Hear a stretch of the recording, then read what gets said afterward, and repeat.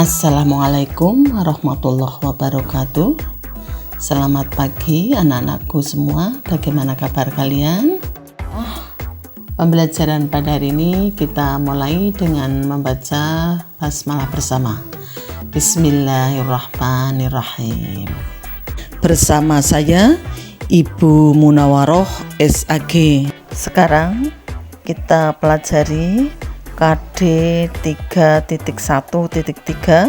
menganalisis teori masuknya Islam ke Indonesia.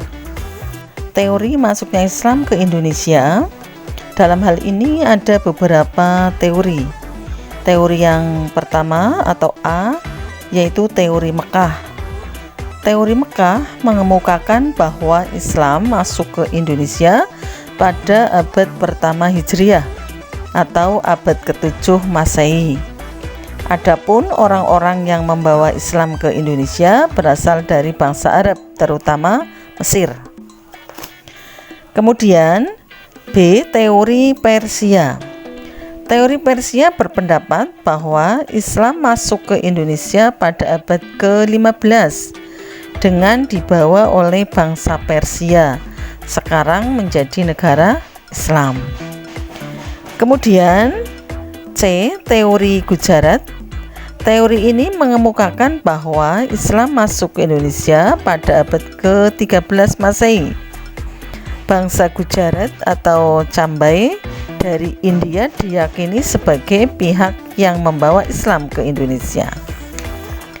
Selanjutnya, teori Cina.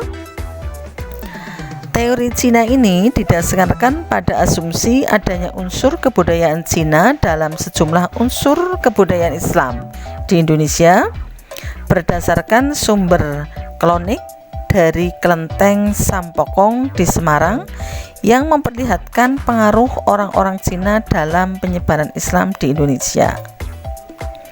Pengaruh Cina dalam penyebaran Islam di Indonesia biasa kita saksikan dalam bukti-bukti arkeologis pada masjid-masjid kuno yang dibangun pada sekitar abad ke-15 Masehi. Masjid Agung Demak, Masjid Agung Cirebon, Masjid Kudus. Di dinding masjid tertempel berbagai piring porselin dari masa dinasti Ming. Ini sebagai salah satu bukti arkeologis. Kemudian kita pelajari KD 3.1.4 mengidentifikasi corak keislaman di Indonesia. Silahkan kalian perhatikan materinya. 4. Corak keislaman di Indonesia. Corak keislaman dan keindonesiaan dapat disaksikan dari berbagai aspek kehidupan masyarakat, mulai dari seni budaya, sosial politik, sosial ekonomi, pendidikan, dan ilmu pengetahuan, bahkan dalam tatanan berbangsa dan bernegara yang masih dapat kita rasakan sampai saat ini. Yang pertama atau A, politik, dapat dibuktikan dengan munculnya kerajaan Islam di Indonesia seperti Kerajaan Samudra Pasai, Malaka, Aceh Darussalam, Demak, Pajang, Banten, Cirebon, Mataram, Ternate, Tidore, Gorontalo, dan lain-lain. Selanjutnya, dalam bidang seni dan budaya, banyak seni dan budaya Indonesia yang bernuansa Islam seperti hadroh, rebana, qosidah, kaligrafi, seni lukis, seni pahat, tari sapin, pakarena, burakne, sandur, tari pergaulan, barjanji, hitan, sekaten, rajaban, mauludan, nyadran, kenduri, menata konde, dan masih banyak lagi. Selanjutnya C, pendidikan. Untuk menganalisis masuknya pendidikan Islam di Indonesia, maka sangat tepat kiranya untuk menelusuri proses masuknya Islam di Indonesia. Mereka pada mulanya mendirikan pesantren-pesantren di sekitar kota pelabuhan sebagai tempat transit kapal-kapal dagang guna menyebarkan dakwah Islam. Istilah pesantren sendiri berasal dari ucapan pesantrian, yakni tempat para santri menimba ilmu agama. Dilanjutkan D. Perekonomian.